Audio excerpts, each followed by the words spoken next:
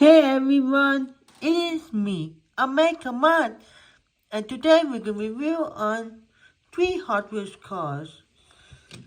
Let's review this Hot Wheels Blue 1982 Cadillac Seville. With front we have great grille, pan to side, rear, driver side, and roof. The code says S27, that's the code.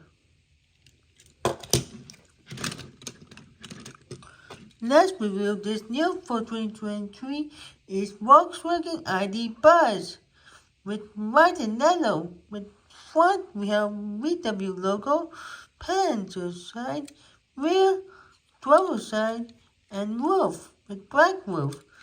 The code says S17, that's the code.